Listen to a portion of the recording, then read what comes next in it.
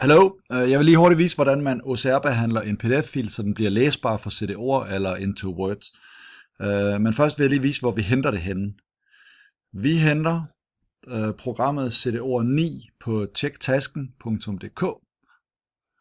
Når man kommer her, trykker man download, og så skal man lige taste sit Unilogin ind, og så kommer man ind på første side. Her vælger man A til Å, hvor alle programmerne ligger.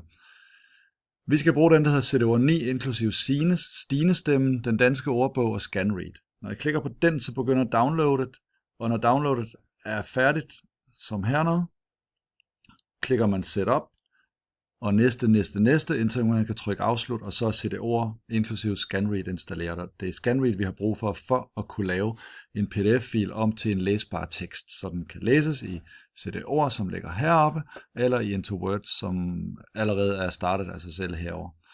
Men lad os komme i gang. Jeg starter med at åbne CD'er, og CD'er ligger på alle skolens computere her, og jeg har åbnet den nu for lige at spare lidt tid. I CD'er skal vi op og hente den menu, der hedder menuen ScanRead, for at kunne åbne en PDF-fil. Men jeg skal jo lige have en PDF-fil. Jeg henter den på min mail. Jeg har logget ind på min Gmail, og der har Katinka sendt mig en mail med en PDF, der hedder Spinner af Cecilia Eken. Den downloader jeg lige. Sådan. Så er den downloadet. Og så er jeg kørende. Så klikker jeg på ScanRead-menuen. Her så vælger jeg billede eller PDF. Nu tager jeg PDF, som jeg gerne vil have, så starter programmet. Jeg har downloadet fra min mail, så lander den altid i overførsler. Yes, og der ligger så en derinde, der hedder Spinner. Hvis den ikke havde ligget der, så kunne du lige så godt bare have haft en PDF liggende i dokumenter, eller hernede et eller andet sted på elevdrevet, eller på en USB-stik, som du havde sat i, så vil den jo også fremgå hernede. Men min ligger altså her i overførsler, så jeg klikker lige på Spinner og siger åben, og så går ScanRead i gang med at OCR-behandle den.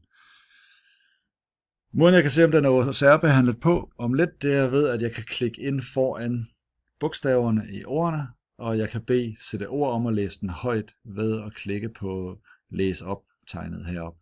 Jeg har ikke indstillet CD'er ret meget, så hvordan den lyder, det ved jeg faktisk ikke nu her, men jeg går ud fra, at det lyder okay. Men vi kan om lidt prøve også at høre den i.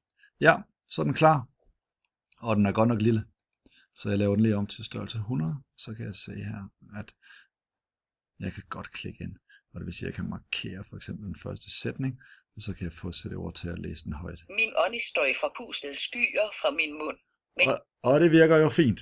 Og så kan den læse resten af teksten her også. Nu er PDF-filen OCR-behandlet. Så trykker jeg lige her på filer og siger gem som. Vil jeg gerne have den gemt på denne computer. Og jeg lægger den bare på skrivebordet. Det er nemmest. Ellers så kunne jeg lagt den, hvor jeg havde lyst til det. Jeg kalder den lige for Spinner. Så OCR. Tak, CD'er. Og så ligger den herude på skrivebordet. Skulle den gerne. Og den ligger der og er med.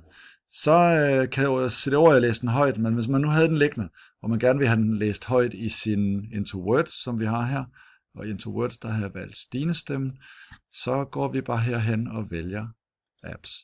Og i Apps, der vælger jeg PDF, og i PDF får jeg nu mulighed for at få lov til at åbne en fil, og så kan jeg sige, den mine dokumenter eller Google Drive. Ja, nu har jeg den så liggende på computeren, så er det mine dokumenter. Så klikker jeg den, og den ligger på mit skrivebord. Ligger den der, og så klikker jeg åben, og så kommer den op her. Så min OCR-behandlede fil fra CD'er kan jeg nu få læst højt også her, hvis jeg vil det. Jeg klikker bare ind, markerer noget tekst, og så kan den få lov til at læse for mig.